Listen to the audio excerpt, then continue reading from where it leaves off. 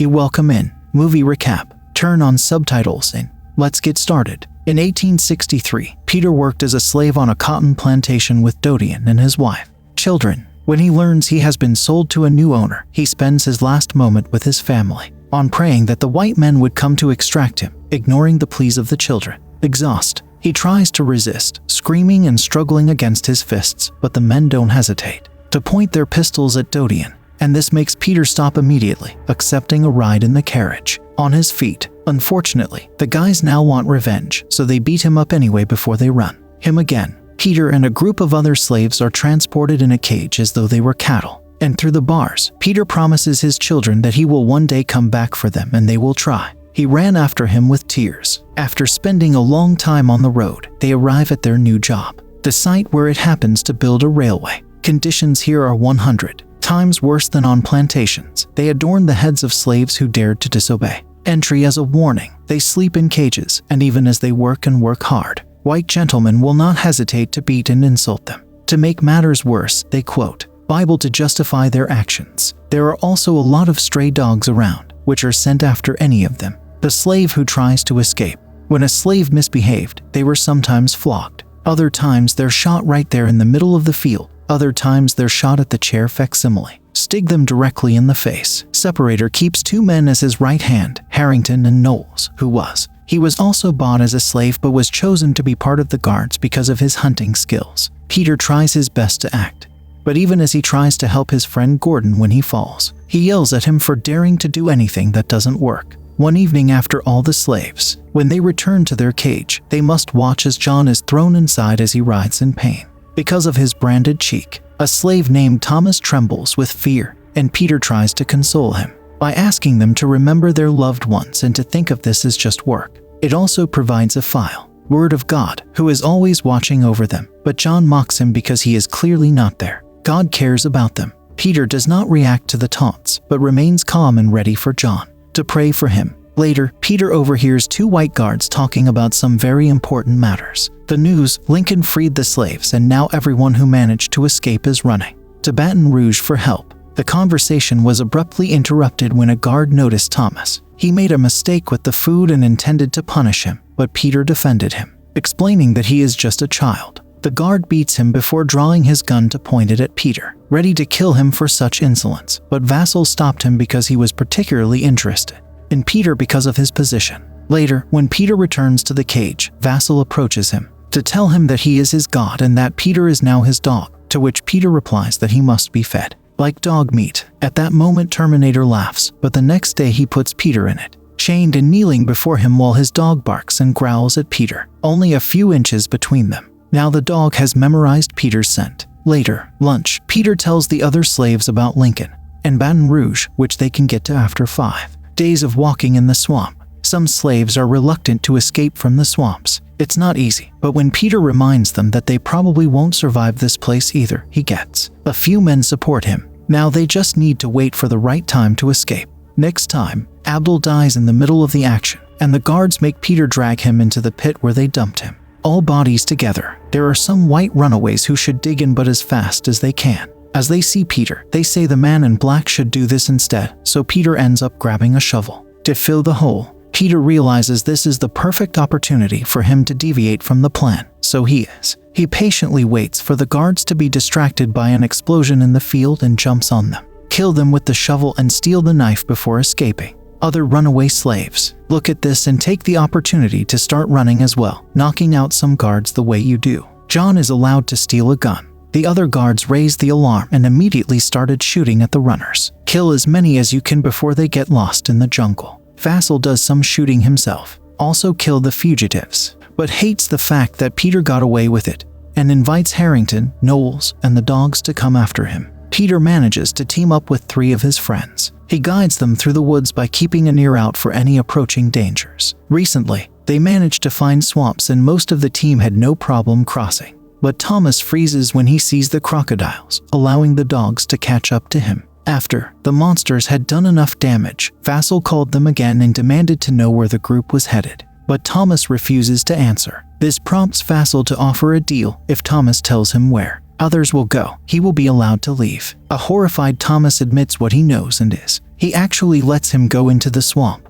But as soon as he turns around, Vassal shoots him and allows the crocodiles eat it. Meanwhile, Peter, John, and Gordon finish crossing the swamp safely. Run out. He thinks they should take the other swamps, but John won't take orders from anyone and decide to take the horse's trail, feeling he can stay safe thanks to the gun he has stolen. Gordon wants it. Follow Peter wherever he goes, but Peter thinks it would be hard to keep track of them if they got separated. So Gordon chooses his way through the woods after Peter reminds him to follow the voice from the Lincoln Defender. Then, Peter begins to pick his own path, only to discover that his leg is too. He is bleeding because he was shot after all. He should do something about it soon, or the dogs will smell blood. But first he needs to run for a while to put some distance separator between it. Moments later, Peter comes across a house that is also owned by a white family. He keeps slaves. First, Peter plucked a vine from a tree to tie it over his wound as a tourniquet. Then he sneaks out by staying hidden behind a pile of logs. This allows him to access it. Some water from the pump and a note of clothes hanging on a rope.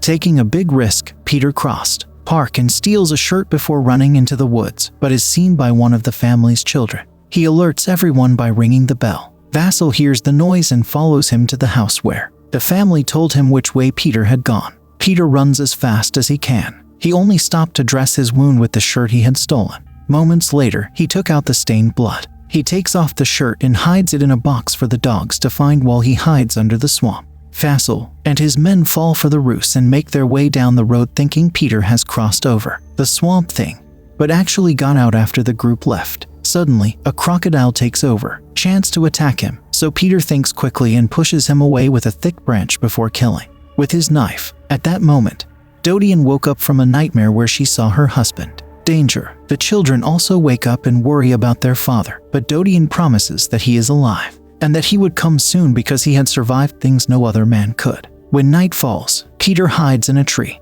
and uses his knife to remove the swamp leeches from his body. It means some drops of blood on the plants around it. Meanwhile, Faisal and his men find the dead crocodile and open it to find it empty, which means Peter ran away from here. The group. He decides to camp for the night and feast on the gator, which prompts Harrington to do so. Peter was praised for his skill. Faisal immediately scolded him for that and told him about the lesson his father taught him. If you give blacks little, they will ask for more and they will take things like their jobs and their lands. The next morning, Peter kept running with certainty. To keep his body covered in mud and animal feces meant that he was constantly surrounded by flies, but helps cover up its smell. When he has to cross another swamp, he thinks about it. He prays to his master to keep the fear of the beasts away, and when suddenly the sun rises on him, he takes it as a sign. As he divides up his group's offspring to cover more ground, Peter is lucky, found an abandoned treehouse with clean water and some food left. There are also some hot coals, so Peter uses them to heat his knife in order to cauterize his leg wound.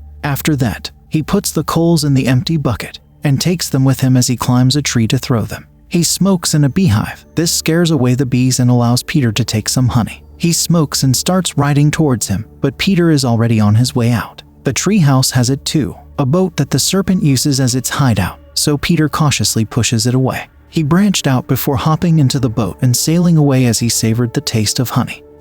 Meanwhile, Dodian was approached by her master, who told her he sold it and she would go in 2 days. However, her children are not allowed to go with her because her new master will give her to them. Dodian is deeply hurt by the news and still wants to wait here until her husband come back, so you have to make a fairly drastic choice to avoid selling. You go to one of the machines. It is used in the production of cotton and puts his hand inside pretending to be stuck in a cotton ball. Incident. Back at Vassal, he finds the treehouse thanks to his dog's nose and is able to track it down. On Peter's side as he crosses the river, Peter hurries to make his way to the forest where he is surprised to meet John again and is angry that the white men will now come after him too. Peter swears he's not being followed and teaches John how to mask his scent, but John ignores him before they start running again. A moment later, they heard the sound of dogs barking and running to hide. Peter gets inside an empty box while John climbs a tree. The dogs manage to track John's scent anyway, allowing Vassal and his men to find him easily. John refuses to come down and is shot down by Vassal before demanding information on Peter by violent means, but John still wouldn't speak. Vassal decides to take his head and give it to him,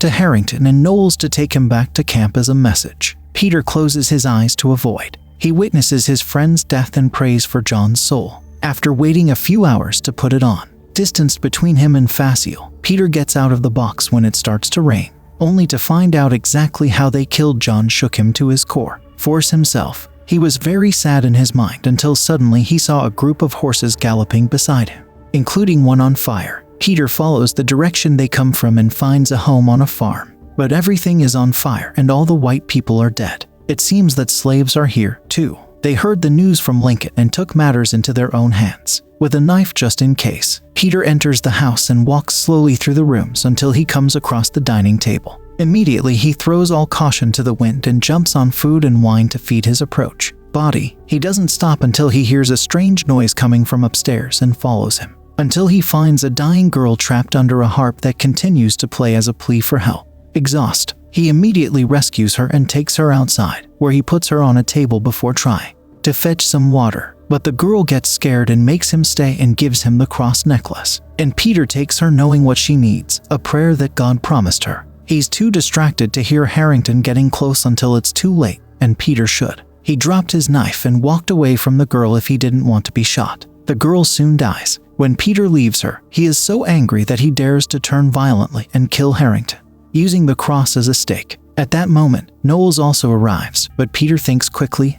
He grabs Harrington's gun and shoots him. Knowles tries to explain to Peter that someone is capable. Whoever kills a crocodile may be accepted into the ranks, but Peter calls him the worst and leaves him to die. Hearing an opossum approaching due to its barking, Peter decided to run into the cotton fields for cover, and when the dog gets too close, shoot him. Finally broke. He encounters the body, which makes him even more determined to capture Peter. Next morning, Peter arrives at a beach strewn with the corpses of white men who died during the encounters against Lincoln's army. Unfortunately, they don't have any provisions for him to take. But in the distance, Peter can see the ships and hear the cannons signaling Lincoln's cannons. The guys are close. Excited at the idea of finally breaking free, Peter starts running again. But suddenly a horse appeared at his side and fell to the ground with a few blows. It's Separator, who offers Peter some of the meat he asked for in the cage and tells him to beg. Since Peter will not obey, Vassal takes out his gun and reminds Peter that he is his god. But before that,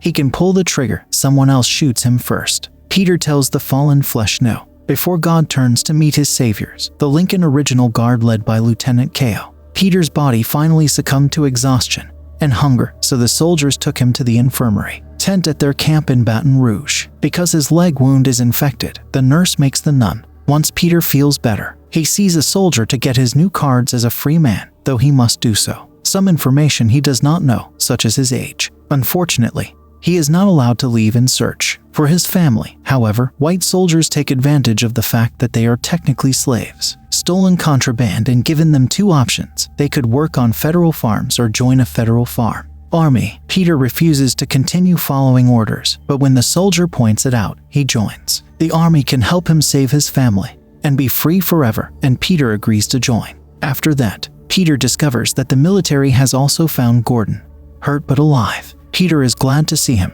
and it pains him to tell him about John. Then Peter went to see Caillou for his uniform. But first he asked if he'd be interested in helping the cause by bringing up something called a filming. Peter is wary, but Caillou promises that the white paparazzi are harmless and that they are good intentions. It turns out that these men are taking pictures of the reality behind slavery to allow them to. The world knows, and Peter agrees to show his bare back to the camera, exposing the scars of hundreds. Leather. Afterwards, he takes Peter to see the general, who asks him for all the information he might have about the railway built by the enemy. After Peter shares all the information he has, he stares at his picture and points out that those scars equal insubordination, which isn't good quality in the army. Caillou tries to take Peter away, but Peter defends himself anyway, explaining that those scars mean he was beaten many times but he never stopped fighting, it is also important for the soldier. At dawn, Caillou takes Peter and all his soldiers into the trenches. He reminds them that they are fighting for freedom with an honest speech. Many soldiers fall. Enemy fires while they are still walking,